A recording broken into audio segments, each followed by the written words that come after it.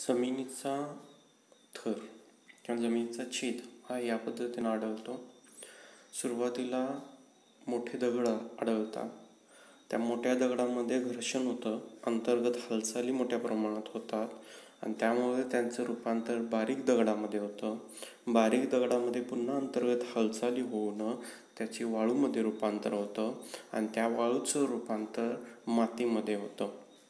असा हा जमिनीचा छेद आहे पृथ्वीच्या. आता इथं पृष्ठभागावरती वनस्पतींचा पालापाचोळा असेल, जनावरांचे मलमूत्र असेल, हे इथं आढळून येतं आणि ते कुजतं या थरामध्ये. इथं सुपीक मृदा जी आहे त्यालाच कुतीत मृदा जी म्हणतात ती तयार होते. हा जमिनीचा थर आहे. तर ह्याच्यामध्ये कुतीत मृदा इथं दाखवलेली आहे. कुतीत मृदा म्हणजे नेमकं काय? तर परिपक्व मृदा असलेल्या जमिनीमध्ये, म्हणजे जी जमीन परिपक्व आहे अशा जमिनीमध्ये सर्वात वरचा थर हा वनस्पती व प्राण्यांच्या अवशेषाच्या कुजण्याने निर्माण होतो. यालाच कुतीत मृदा असे म्हणतात. म्हणजे इथं जी मृदा आढळते त्याला कुतीत मृदा म्हणतात. ही तयार कशी होते? तर वनस्पती व प्राण्यांचे जे अवशेष आहेत, मग वनस्पतींचा पालापाचोळा असेल, त्यांचे भाग असतील किंवा प्राण्यांचं मलमूत्र असेल किंवा प्राण्यांचे अवशेष असेल, हे जमिनीवरती पडतात. जमिनीवरती पडल्यानंतर जमिनीतील सूक्ष्म जीव त्या पदार्थाला कुजवण्याचं काम करतात आणि त्यानंतर इथं जी मृदा तयार होते ती कुतीत मृदा असते. म्हणजे कुतीत मृदेची व्याख्या काय सांगता येईल? परिपक्व मृदा असलेल्या जमिनीत सर्वात वरचा थर हा वनस्पती व प्राण्यांच्या अवशेषाच्या कुजण्याने निर्माण होतो. याला कुतीत मृदा असे म्हणतात. म्हणजे इथं आढळणारा थर हा वनस्पती, प्राणी यांचे जे अवशेष आहेत ते अवशेष कुजल्यामुळे जो थर निर्माण होतो त्याला कुतीत मृदा असे म्हणतात. आता हा जो थर आहे हा थर शक्यतो कुठे आढळतो? तर दाट जिथं जंगलं आहेत तर या दाट जंगलामध्ये कुतीत मृदेचा जो थर आहे हा थर आढळून येतो. इथं प्रश्न असा असू शकेल की कुतीत मृदेचा थर कोठे आढळतो? तर उत्तर काय असेल? जेथे दाट जंगल आहे अशा ठिकाणी कुतीत मृदेचा थर आढळतो. आता इथं ही कुतीत मृदा आहे.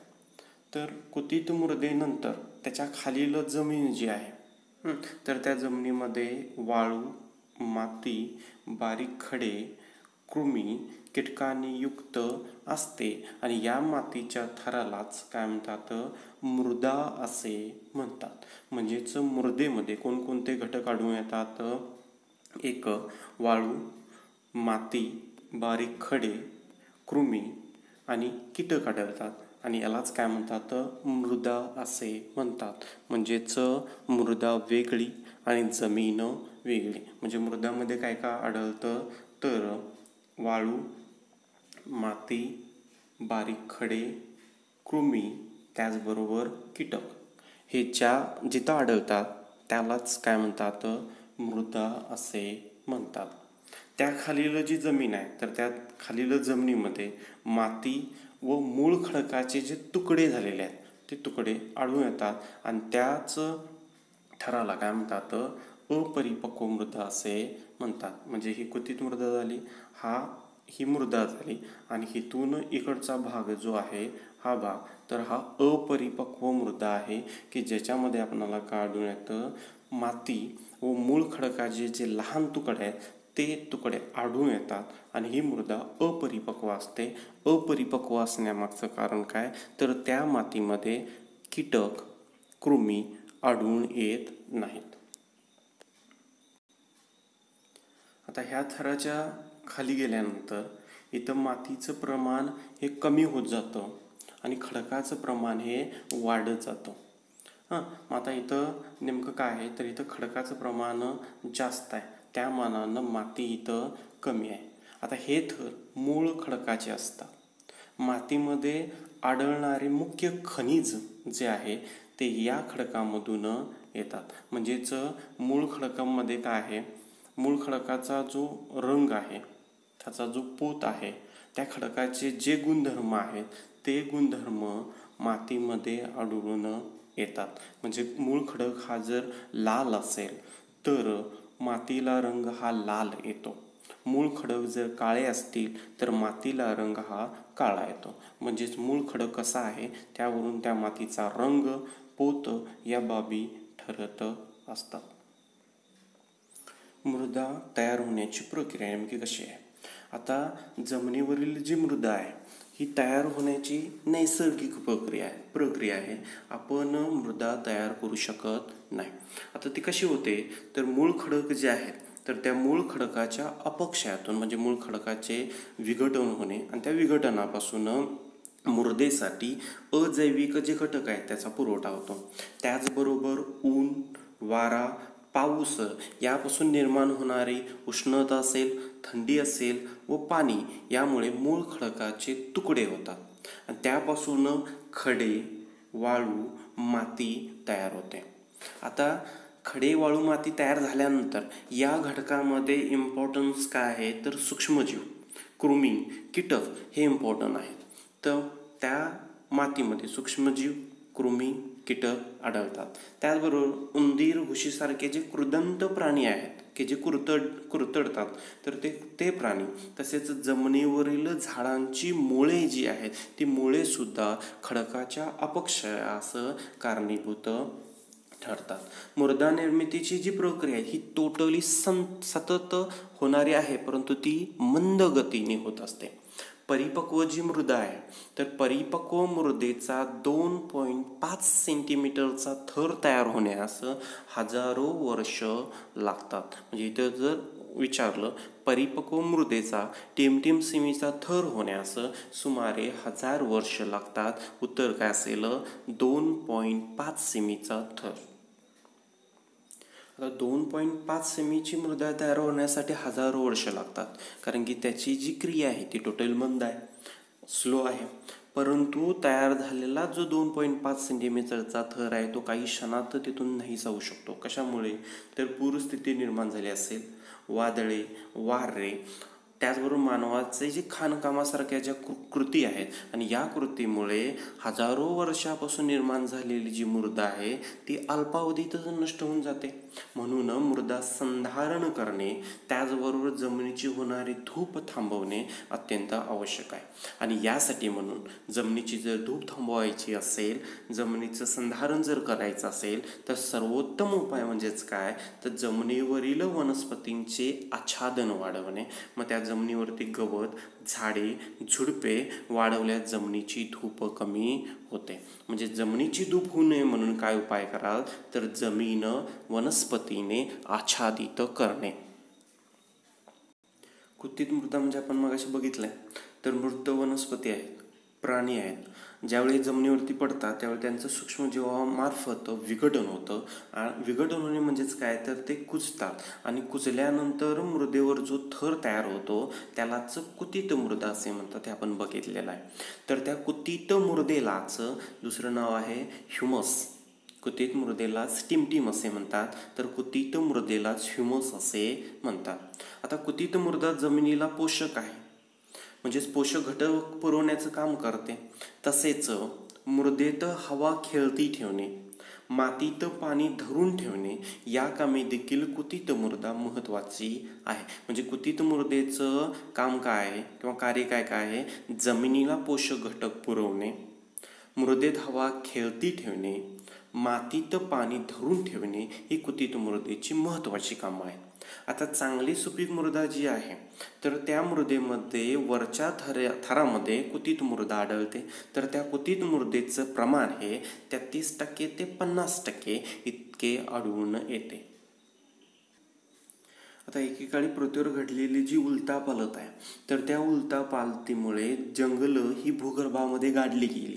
भूगर्भामध्ये गाडले गेल्यानंतर वरच्या थराचा खालच्या थराशी काय झालं तर दाब पडला आणि दाब पडल्यामुळे त्याच्यापासून जीवाश्म इंधन जे आहे ते निर्माण होण्याची प्रक्रिया ही भूगर्भामध्ये घडलेली आहे किंवा होती. म्हणजेच सजीवांचे जे मृत अवशेष आहेत त्यापासून जीवाश्म भूगर्भामध्ये तयार झाले. आता हे जे जीवाश्म इंधन आहे तर तर ते नेमकं कोणतं, तर खनिज तेल.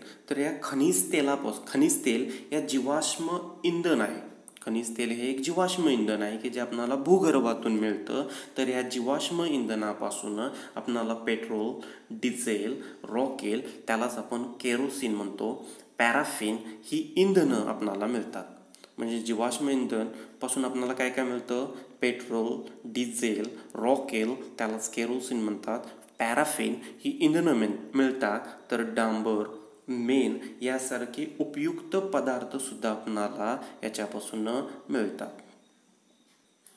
पृथ्वीवरील जमीन, पाणी आणि हवा यांचा वापर सजीवांसाठी होत असतो आणि या घटकांचा मानव देखील संसाधन म्हणून वापर करत असतो किंवा करतो. आता या संसाधनाचा प्रत्यक्ष वापरल्या जाण्याचा घटकांचा जर विचार केला तर ते संपूर्ण पृथ्वीच्या तुलनेत, संपूर्ण सजीवसृष्टीच्या तुलनेत अल्प आहे. आता मग कसं आहे बघा, तर जमीन किती आहे, 29% आहे. पिण्यासाठी उपलब्ध किंवा गोडं पाणी किती आहे, 0.3% आहे. ऑक्सिजन किती आहे, 21% आहे. म्हणजे संपूर्ण पृथ्वी आणि सजीवसृष्टींचा जर विचार करता हे अल्प आहे.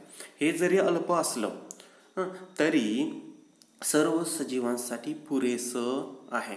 फक्त मानवाने स्वतःच्या हव्यासावर जर नियंत्रण ठेवलं तर हे जे संसाधन आहे हे सगळ्यांसाठी पुरेसं आहे. म्हणजेच या संसाधनाचा मानवाने तारतम्याने वापर करायला हवा व ती स्वतःबरोबरच इतर सर्व सजीवांसाठी देखील आहेत याचं भान ठेवायला हवं. म्हणजे फक्त हे माझ्यासाठी आहे, मी ओरबडून घ्यावं, ही जी रीत आहे ही टोटली चुकीची आहे. हवेतील वायूंचे उपयोग. पहिला आहे नायट्रोजन. तर नायट्रोजनचा उपयोग काय बघा, सजीवांना आवश्यक प्रथिने मिळवण्यास मदत करतो. म्हणजे सजीवसृष्टीला जे नायट्रोजन सजीवांना जे प्रथिन गरजेचं आहे ते मिळवून देण्याचं काम कोण करतं, नायट्रोजन करतं. त्याचबरोबर अमोनिया निर्मितीमध्ये तसेच खाद्यपदार्थ हे हवाबंद ठेवण्यासाठी त्याच्यामध्ये नायट्रोजन यूज केलं जातं.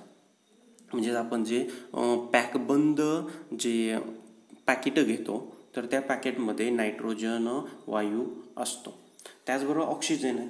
तर ऑक्सिजनचा उपयोग सजीवांना श्वसनासाठी त्याचबरोबर ज्वलनासाठी त्याचा उपयोग होतो. जर ऑक्सिजन नसेल तर जळणारी वस्तू ही जळणार नाही.